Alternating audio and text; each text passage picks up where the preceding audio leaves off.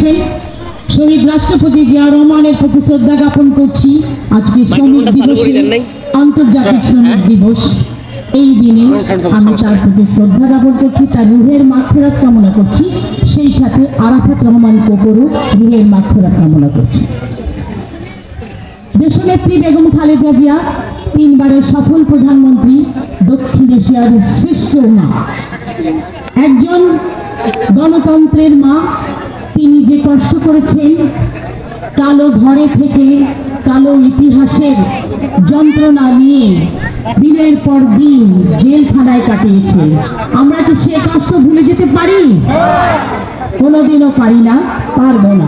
মা তার মায়ের পরিচয় দিয়েছেন, নির্দ্বিধায় মেনে নিয়েছেন জেল, নির্দ্বিধায় মেনে নিয়েছেন দেশে থাকার চিন্তা ভাবনা। উনি বলেছেন আমি দেশ ছেড়ে কোথাও যাব না, এটাই আমার দেশ। তিনি থেকে প্রমাণ করেছেন, কিন্তু কোথায়?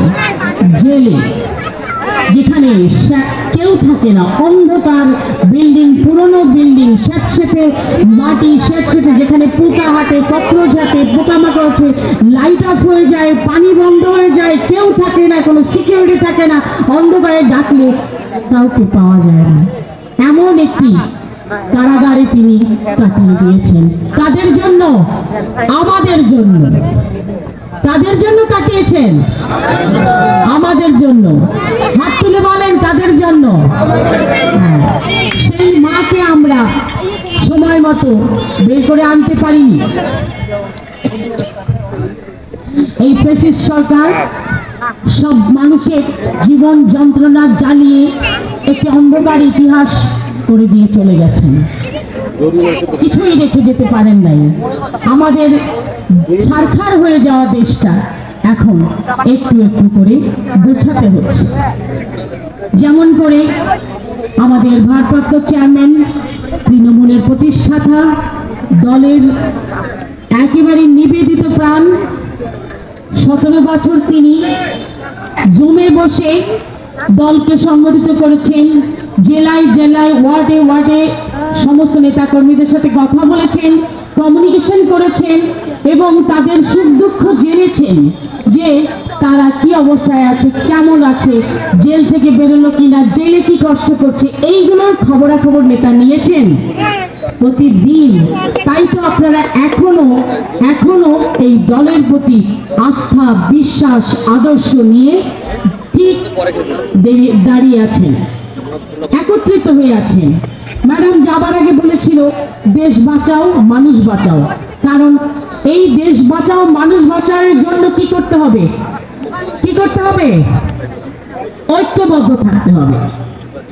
এই ঐক্যবদ্ধ, এই দলকে ভাঙার বহু চেষ্টা করেছে ফ্যাসিস্ট গভর্নমেন্ট, বহু চেষ্টা করেছে দলকে ভাঙার, টুকরো টুকরো করার, এই পন্থী ওই পন্থী, এটা সেটা বলে নানান রকম কলঙ্ক দিয়ে দলকে ভাঙার চেষ্টা করেছে। কিন্তু পেরেছে কি? পারে না। এই এমনই একটি দল, এতে জিয়া রহমানের দোয়া আছে, ম্যাডামের দোয়া আছে, তারেক রহমানের নিরলস চেষ্টা আছে দলকে ভরিয়ে নিয়ে এগিয়ে নিয়ে যাওয়ার জন্য, দলকে ধরে রাখা, দলের সমস্ত নেতা কর্মীকে ঐক্যবদ্ধ করে রাখা, এবং সেটাই তিনি করেছেন। আমার খুব ভালো লাগছে যে আপনারা এত কষ্ট করে এই দুপুরের পরেও খাওয়া দাওয়া করেননি, ঠিক আজকে এখানে উপস্থিত আছেন। এটা আমার জন্য একটি দোয়া আমি মনে করি। অসংখ্য ধন্যবাদ আপনাদেরকে। আমার ইচ্ছা যে আমরা যে অবস্থা, শুধু এটা আমার না, আমি জনপ্রতিনিধি, আপনাদের প্রতিনিধি। আমার কাছে সৈয়দপুর, কিশোরগঞ্জ আমার নিজস্ব ঘর, নিজের বাড়ি, নিজের পরিবার। তাই আপনারা যখন যেভাবে চাইবেন আমাকে, আমি কিন্তু ঠিক চলে আসবো। আমাকে যখনই ডাকবেন আমি তখনই আপনাদের পাশে দাঁড়াবো, যেভাবে যখন দরকার। কারণ এই কাজ করার জন্য যোগাযোগটা রাখতে হবে, ঘন ঘন মিটিং করতে হবে, ঘন ঘন দেখা সাক্ষাৎ করতে হবে, কাজগুলো নিয়ে এগিয়ে যেতে হবে। এবং যারা আমাদের এই সন্তানদের মধ্যে ডাইনামিক আছে, যারা কাজ করতে ভালোবাসে, কাজ করতে চায়, একটি সুন্দর ভবিষ্যতের জন্য, বাংলাদেশকে সমৃদ্ধ করার জন্য, আমরা তাদেরকে একত্রিত করে নিয়ে কাজ করব একসাথে। এখানে কোনো ডিভিশন থাকবে না, আমি কোনো ডিভিশন চাই না। আমাদের সৈয়দপুর, কিশোরগঞ্জ, আমরা মিলেমিশে এক হয়ে কাজ করব। যে যার পদে আছে সে তার সেই পদ নিয়েই এগোবে, কোনো অসুবিধা নাই। কিন্তু যদি মনে করেন যে আপনার একটু ক্ষমতা আছে বলে আরেকজনকে একটু বসিয়ে দিবেন, তার কাজ করতে দেবেন না, তার কাজে বাধা দেবেন, সেটা কিন্তু আমাদের চেয়ারম্যান সাহেব বলে নাই। তিনি বলেছেন আপনারা সবাই মিলে ঐক্যবদ্ধ হয়ে কাজ করবেন। এবং যারা এই ঘটনাটা ঘটাবে, যে প্রোগ্রাম দিবেন, একটা এতগুলো মানুষ একত্রিত হবে, সেখানে যদি আপনি কোনো বাধাগ্রস্ত তৈরি করে দেন, তার দায়ভার কিন্তু আপনাদের, যে করবে তার।